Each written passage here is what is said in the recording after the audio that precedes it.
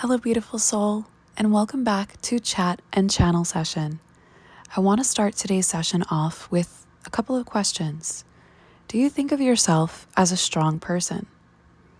Do you think that you've had to go through a lot in life to become a strong person?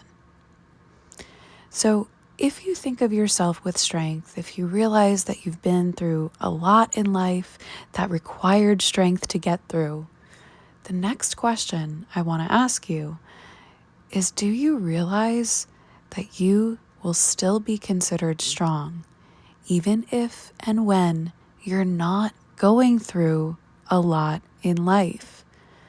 I realize for some of you, this may seem like a silly and obvious question, but for others, I know that it's going to hit home, because if I had heard this earlier in my life, it would have really resonated for me.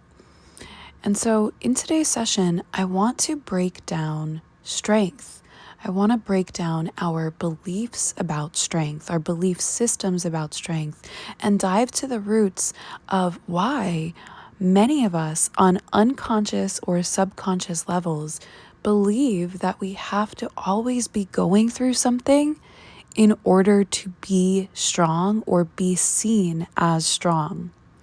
So before we get started in breaking all that down, and I am going to be giving you some tips and tricks and techniques as well, things to work with going forward so that you can work on your healing and your manifesting in a different light, I want to reintroduce myself to those of you who are returning. Thank you so much. And to those of you who are new, my name is Danielle, #damsel at D's Enlightened Edits of damseldesigns.com.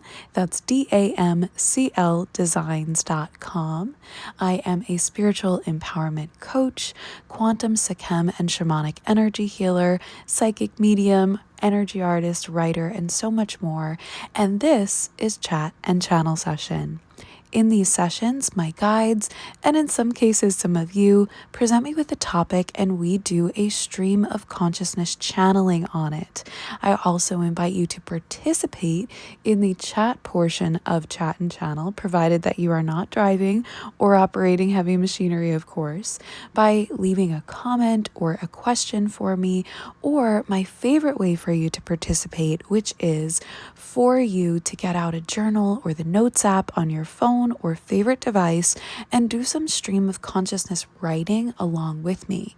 Many of you find that as you do this, you get your own specific intuitive answers and intuitive hits about the topic that we are channeling on.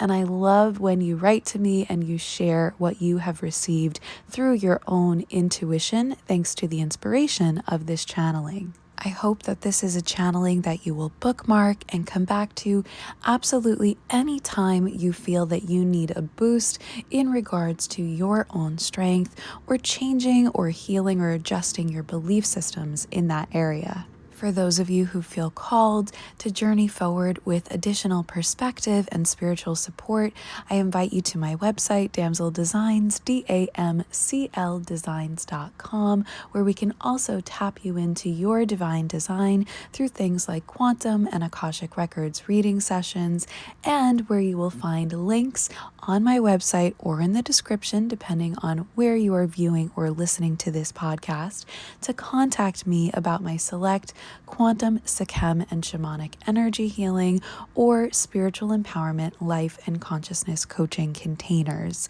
Now, with all that being said, let us dive back in and really get started on this topic and the fields of strength.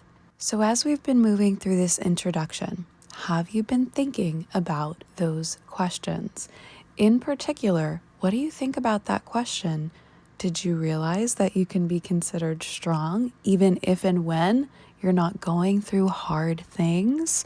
I know that's a paraphrase of the original question, but this is the way that I needed to hear it so much earlier in life. It's going to be so obvious to some, but for others, as I said, we need to hear this. We need to hear this understanding, because on an unconscious level, we have been manifesting so much chaos and difficulty in our life over and over and over again, either for ourselves or for and from others, continuously bringing us their problems so that we can continue to be seen or validated as strong. I want to let you know that you are strong. And you do not need circumstances in your life, most especially continual circumstances, in order to prove your strength. But a lot of us started off life, or perhaps if you're a past life believer and subscriber as well, have past life memories and woundings where we've gone through a lot of things early on. And having that quality of strength and or maturity, right? Sometimes it gets labeled as being mature, was rewarded, was needed, was overly necessary.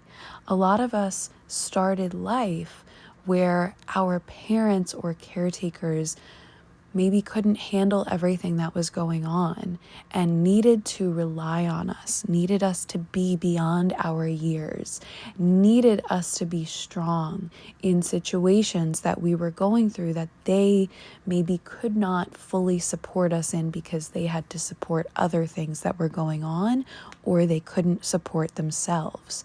And so we leveled up. We tapped into our higher selves. We overgrew beyond our years. We became mature and strong. We toughened up through whatever trauma, whether it was known to us as trauma at the time or not. And we got through it and probably carried others through it as well. We became the strong one, and we became praised on some level for being the strong one. Maybe that was obvious praise by the adults or siblings or caretakers or others in our life, or maybe it was just praise by life and getting through it. But getting that praise helped us develop this dopamine type reward system and patterned habit in our brain as well that says when we're strong, we are rewarded. We are looked upon kindly. We are finally appreciated when we are strong. And so we correlated that with needing to be strong in order to be appreciated or in order to be respected. And so we developed a habit of needing to be that type of strong because there are different types of strength, and needing to have circumstances around to continue to show our strength in that way and in those areas. And then if we consider ourselves light workers or service-oriented people or humanitarians as we grow up, that gets an extra layer of this kind of, to be honest with you, savior and martyrdom complex. And we continue to develop this belief system and then manifest or allow these continual circumstances of chaos and of difficulty or of reoccurring problems so that we can continue to forward face present that kind of strength. And most of what is happening there is that inner child part of us that is crying out for the validation or for the comfort that they never received, and that they were taught to put up this veneer or this mask or this armor of strength in order to bypass needs that they probably had that were unmet.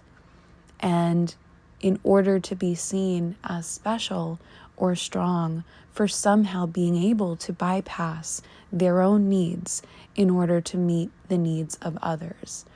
And then, as I said, we grow into these people with these habits of continuously having or allowing problems in our life, depending on what type of person you are, what you went through earlier in life, how you were praised. You could be a person that either has continual problems for the self or someone who is continuously busy helping other people through their problems. And of course, when we make or keep ourselves busy, we are almost always trying to avoid seeing something or feeling something that would come to the surface when we were in those moments of calm. Now, if you are an empath and if you are a light worker or identify as any or either of those labels, you probably have a balance of these circumstances and situations where maybe you'll have reoccurring problems in your life and have a lot of people that tend to lean on you or are attracted to you in order for you to help solve their problems. Now, of course, you see that I am a healer and a reader and someone who does help people through their problems in life. And I want to let you know, if this is truly your calling, if this is truly your mission to help others, it doesn't have to be in the way that I help others, but it can be done in more balanced ways and in ways that are not in this savior or martyrdom complex or in codependency.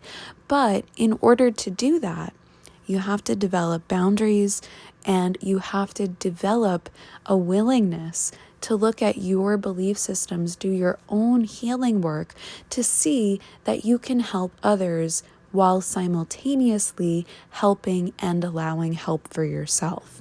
It's actually why being paid or having energy exchange for things like this type of work is so important, because it means that I am allowing help and replenishment for myself at the same time as using my energy and expertise to help and support others.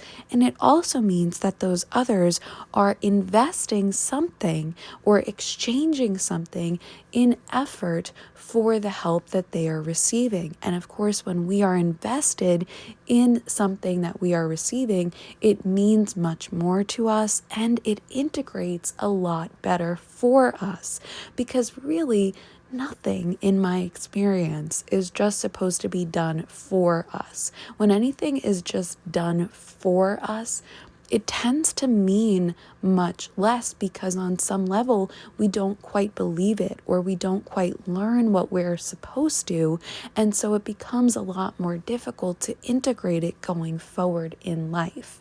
So I wanted to share that lesson with you for those who are still confused about why such service works require an energy exchange, and for those of you who are not allowing energy exchange, for those of you in regular quote unquote life or the ways that you show up for others. You don't have to do what I do professionally in helping others to allow energy exchange for the help that you provide for your friends, for your family, for your community.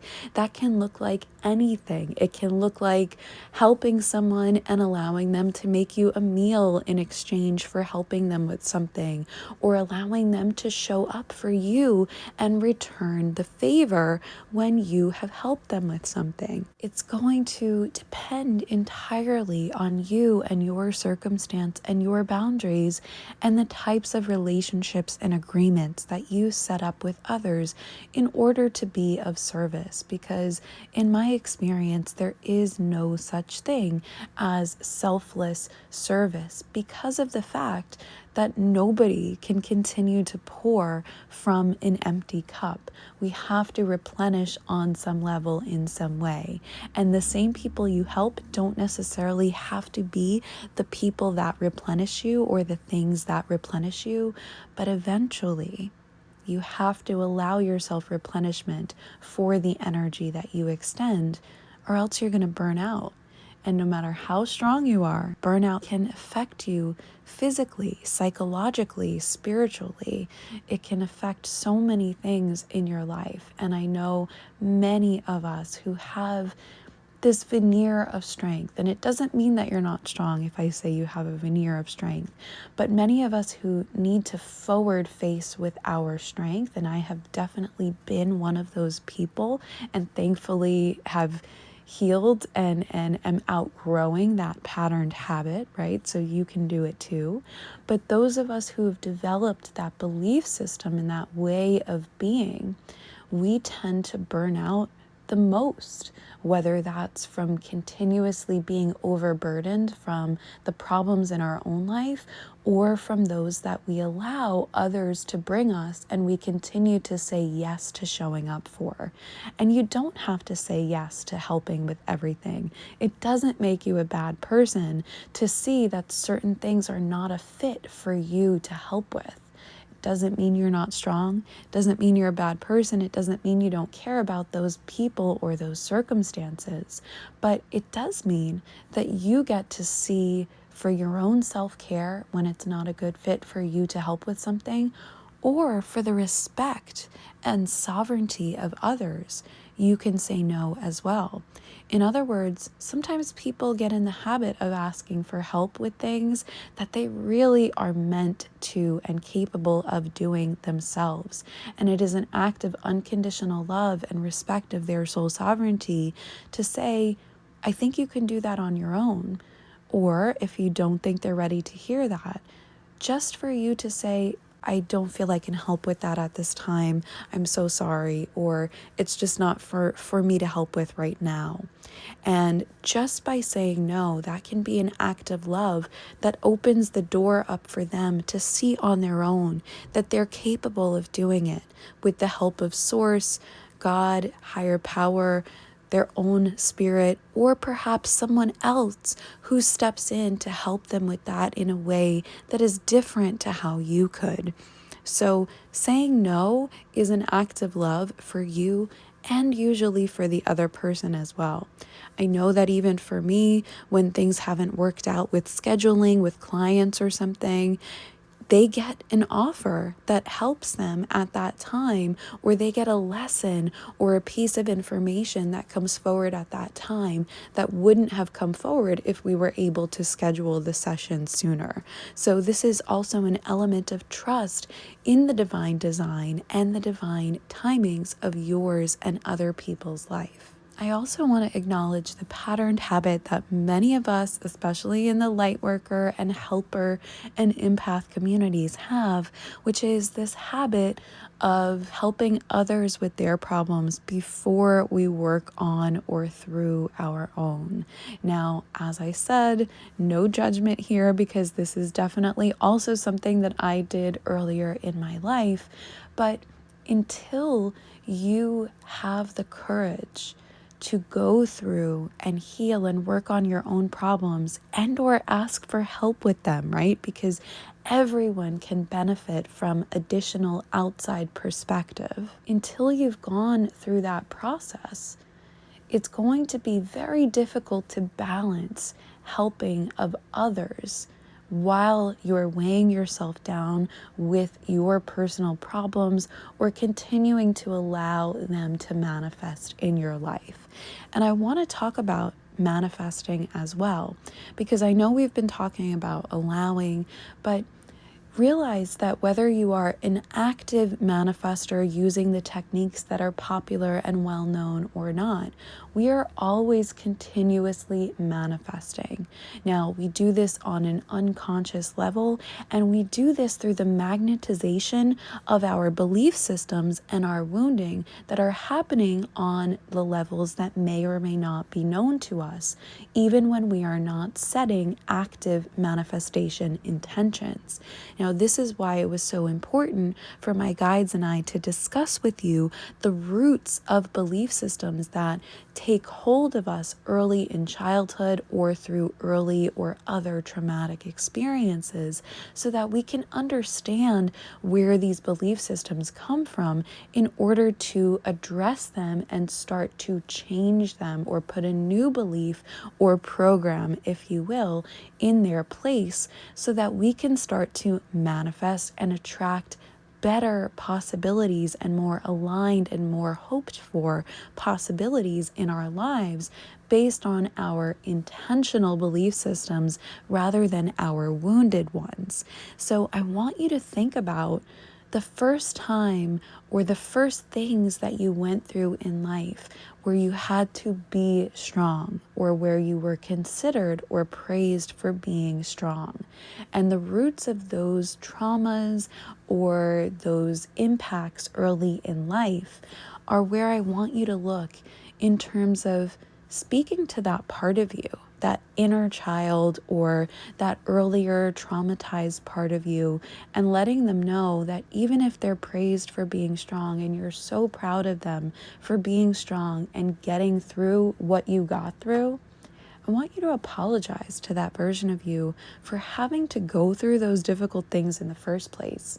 Put your hand on your heart if you want to and really feel it and tell yourself with love. You can say it in your head if you're more comfortable than saying it out loud, but say, I'm so sorry that we had to go through that. The I'm so sorry is a technique that is actually not mine. It is part of a tool called the compassion key, which you can look up from other teachers. But it's something that I use a lot and integrate with my own quantum and energy healing and inner child healing techniques, because it's so valuable to show up for yourself with compassion and apologize to yourself for having to go through those hard things in life. Because so often we want that apology from the universe. Those are the things that tend to separate us from our beliefs and our closeness with higher power. Because even though we make it through, even though we eventually see or find the lesson in it, there is part of us that feels resentful. Why did I have to go through that? God, goddess, source, higher power, universe, whatever you call it. Why did I have to go through that? Why does it have to be so hard? We have the whys unanswered so often in life and causing a lot of frustration or turmoil. And why is really not a healthy question in my experience. So if you're ever spiraling in that why question about this or anything, try to switch it to a how question. How can I see this differently? How can I learn what I need to learn from this situation and move on? How can you show me how much you love me? Universe, source, higher self. Those are really great questions and tools to work with to ask yourself to move out of that why or victimhood or self-pitying spiral and move into self-compassion, self-awareness, and self-empowerment instead. And by the way, I know it can be really overwhelming to go through these processes of tapping into those parts of yourself that were hurting, that were wounded, that were traumatized. In my experience, it's safe and available to pretty much everyone to say the I'm so sorry to yourself and to just hold yourself in love. You can even hug yourself, butterfly taps or hugs if you want, to bring forward more positive and healing energy. But I do want to encourage you, if you feel a lot of weight or heaviness or resistance there, or even if you don't, please don't be afraid to reach out to someone like myself for energy healing, for spiritual support, and to therapists, traditional therapy as well. One of my favorite things is when clients go to both traditional therapy and someone like myself. I always let you know and have a disclaimer in all my descriptions that I am not a doctor. And if you need medical advice or support, there is no shame in that. Please, please seek it. And know that there are plenty of doctors now and plenty of therapists who have spiritual beliefs of their own and will support you in your spiritual beliefs while also simultaneously supporting you on a medical level if you need that. There is no shame in seeking and asking for it, and especially allowing yourself help. It actually makes you stronger. And I would love to work with any of you who feel called, whether that is something you feel called to do on its own or in coordination with any other therapies or works that you are doing on your own or with other professionals. All right, so please don't be afraid or ashamed to seek out and allow that help, especially now if you are tapping into these questions and feeling overwhelmed. Feel free to take breaks, whether you're reaching out for help or not. Take breaks between these questions. That's why you can pause, rewind, and come back to this session whenever you are feeling resonant or feeling the need. My guides and higher power has gifted me with something that my guides and I like to call vocal light codes. This means that my voice can be calming and soothing or activating depending on what energy you need in your life. And I love hearing from those of you, whether you believe in things like vocal light codes or not, who feel that when you listen to sessions and when you work with the sessions. So thank you so much to those of you who write and reach out to me, whether it's through public comments or through other means such as social media or reaching out for sessions. I love to hear your experiences, and I'm so grateful that you're here and that you have access to these type of tools and working together in this way as well. And I also want to let you know that any of these questions can be done as active meditative practice suggestions and techniques, or if you're more comfortable, as journal prompts. As I said in the beginning, do stream of consciousness writing along with me. You can write these questions down and devote a couple of pages to them in your journal. And when you're ready, just stream of consciousness, write what comes through. See what ages spark up for you. See what memories come through in your head or heart as what versions of you are feeling sparked by these questions. Or even start off with the apology, I'm so sorry for what we've gone through in life, and be specific or not, and see what memories come up for you, whether that's in journaling or in sitting there silently holding your hand over your heart, and access those parts and apologize and bring a green, beautiful, high vibe, healing light or a white, pure light to those parts of you and your life, and allow healing to begin there. Because in my experience, until we have some level of recognition and or healing or reprogramming, if you like, it becomes very difficult for us to manifest different outcomes in our life, or to allow enough of reality to change and shift for us to bring us different things, or to bring us the experience of less problems in order to see our own strength. Because in my experience and belief system, and in many people's, reality and our lives are a teaching tool, are a divinely designed mirror to reflect at us the things either that we are meant to learn about the world, or most often, the things that we are meant to or need to be learning about ourselves. The way that we experience the world is really a reflection of what's going on in our inner self, in our soul. And if we're experiencing a lot of problems or are easily weighed down by the problems that come up for us in life, we're probably carrying things from much earlier in life that want to be addressed, so that we do not need to continually magnetize problems to us in order to see and validate our strength, or in order to release and heal from those earlier problems that we've been carrying. So your next steps could be things like addressing what you've been carrying and working with a healer like myself to release it, or working with guide teams of your own, and or stepping into the power of acknowledging your strength in every situation and teaching yourself that you do not need situations or circumstances to see yourself as strong. Start acknowledging your strength all the time, in moments that you're relaxing, in moments where you're doing things that you previously considered weak. Start acknowledging and appreciating your strength now, so that you don't need reminders to come up in the form of circumstances or in the form of other people bringing you problems in order to validate that strength. Talk to that inner little one or that earlier version of you who got through trauma, and acknowledge how strong they are, and acknowledge that with you, they don't have to be strong. Literally picture that version of you and picture giving them a hug and supporting them in love, that with with your true self, you could be strong for surrendering and for experiencing emotion and allowing emotion.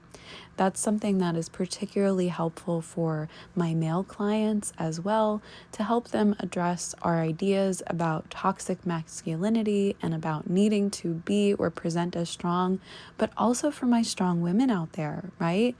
Those who cry less are often seen as stronger.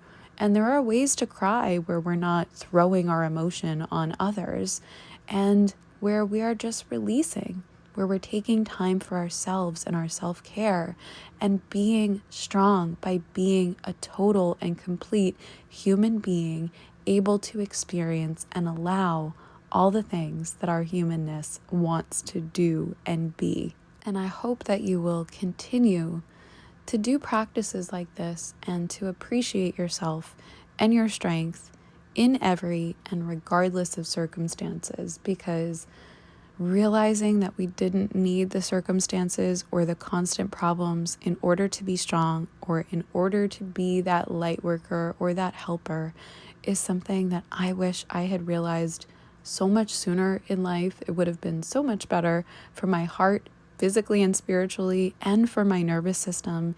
And of course, so many of us who've been through trauma or who have high stress lives have a damaged nervous system or adrenal system. And this is where manifesting continual problems from an unconscious level can also manifest into things like health problems to get our attention and to put those red flags up that say, hey, something should shift here.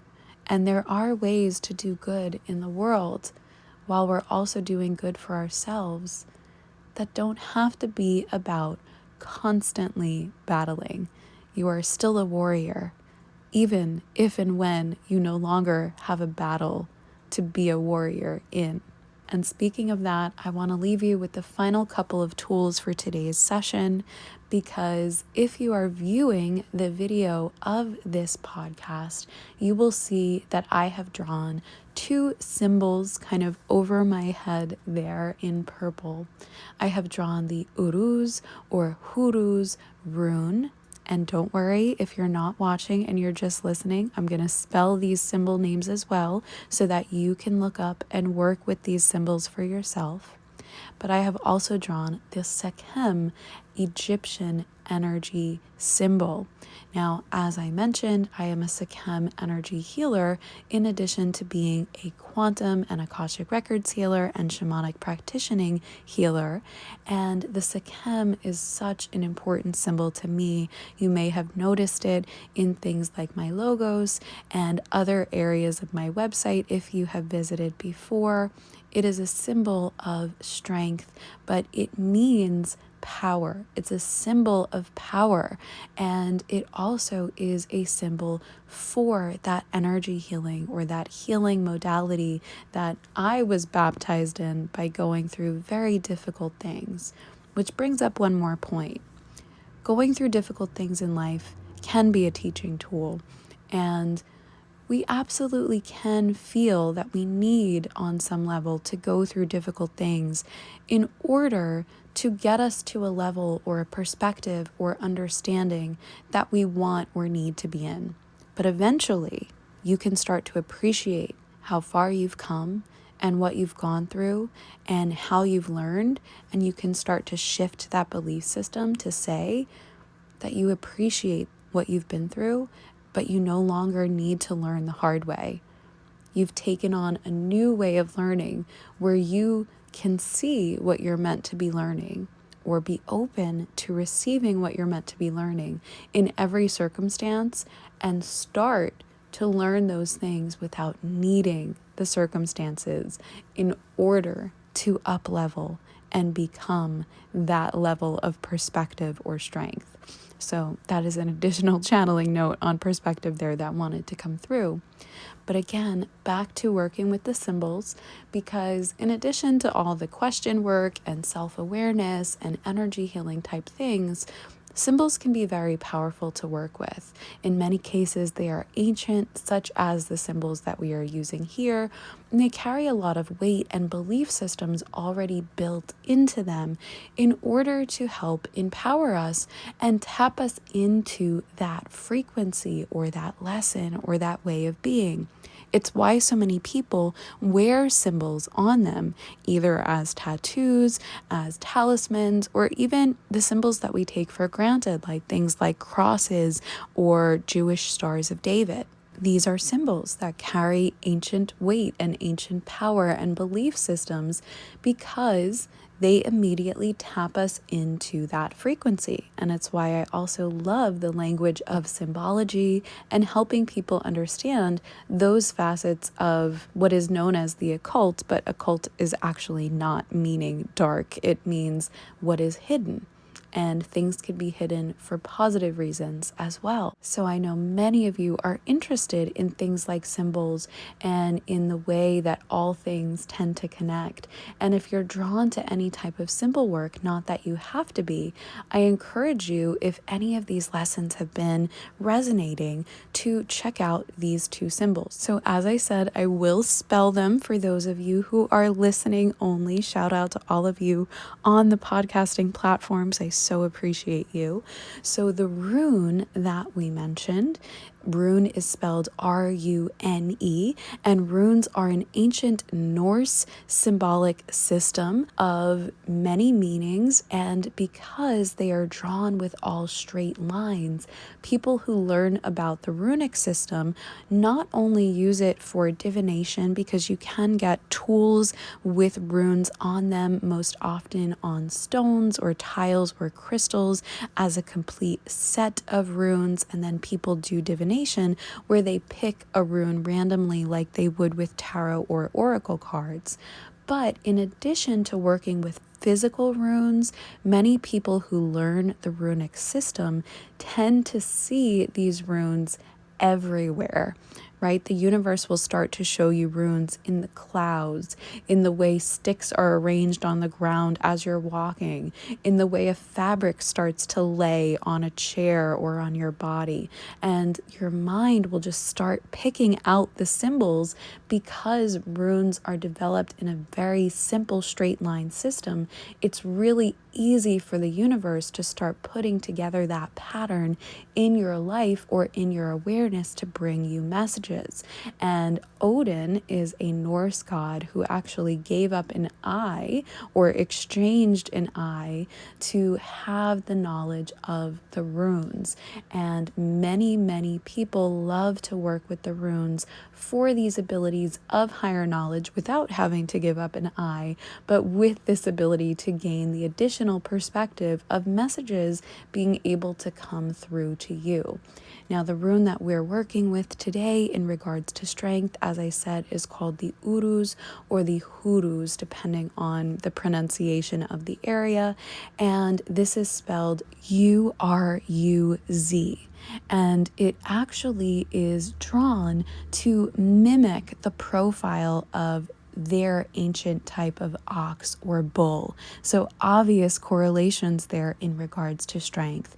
It is a warrior rune, but in addition to that, it is also a rune of healing. Many healers would draw the Uruz over someone to elicit more healing in their experience, or to help support other runic elements that they were working with in terms of symbols. Now, it can also be a rune that works with people or shows up for people when they're going through difficult things or destructive phases in their life. And there are positive destructive phases in life as well, known as dark nights of the soul, where things tend to be falling apart in order to break down an unstable foundation and encourage us or allow us to rebuild from a stronger perspective. So I encourage you to look up or work with this Uruz rune if you want to work on more strength or especially healing as well for you, and to picture it in your mind when you want to acknowledge your inner warrior without needing that battle in order for you to be that healed warrior for yourself or for others. And then moving on to the Sekhem. Sekhem is spelled Sekhem. Now, this is a symbol or a hieroglyph that is very often associated with the goddess, the lion-headed goddess Sekhmet, who I am very connected with and is one of the reasons why, if you are watching this, you also see lions on your screen in the background as you are relaxing and listening. And the lion-headed goddess Sekhmet is the goddess of power. She is the goddess of war as well. But she is also a goddess of intense, immense, and extremely loving healing.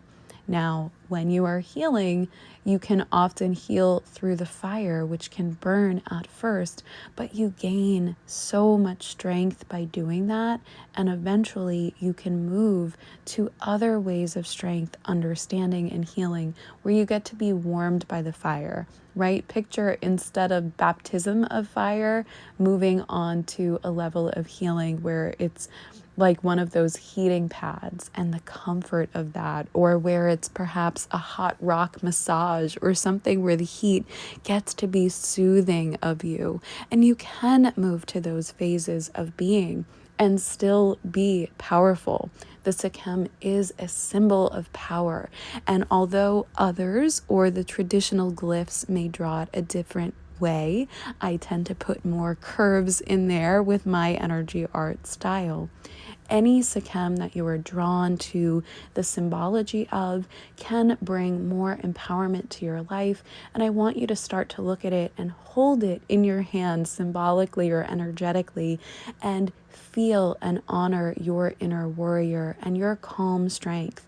Picture the way that a lion or a lioness rests on a rock or in the grass, right? They're so beautiful and they're so calm at times, but their strength is never questioned, even when they're being that tired lion and they're yawning or they're resting and relaxing, which they do for many hours of the day in energy balance and exchange.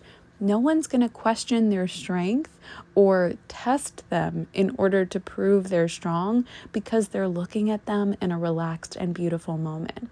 So I want you to start to picture yourself in that way as well and acknowledge your strength in all areas and forms and times of your life. Now, I know that today's session has gone a little longer than we traditionally go, so I am going to start to close the session here.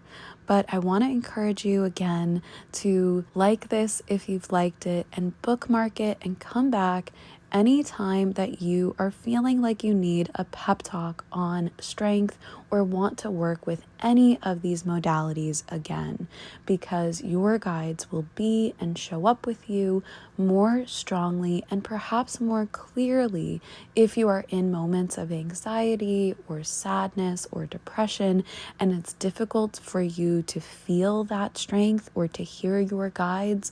A lot of you tell me that when you listen to session, you can feel and hear them more clearly, and I absolutely love and so appreciate that. So I'm going to close the session here. As I said, if you would like to work with me through sessions or healing or any of the types of offerings that I have, you can visit my website, Damsel Designs, DAMCL Designs.com, where we work to connect the dots and connect you with spirit and the divine design. I would love to work with you, and I would love for you to be or become a subscriber or a follower here at Chat and Channel Session or on any of my other social medias at D's Enlightened Edits, so that we can stay in touch and you can tap into the other timeless topics of Chat and Channel Session. You'll also find a playlist with the backlog of YouTube Chat and Channel Sessions from before I started uploading across podcast platforms. And if you would like, I know that you will find benefit there. I hope to see you some other time. And most importantly, I hope that today, and trust that today, has tapped you into more of your divine strength. I love and appreciate you. Be blessed with Love, Light, and Light codes. Love Danielle, #Damsel at These Enlightened Edits of damseldesigns.com.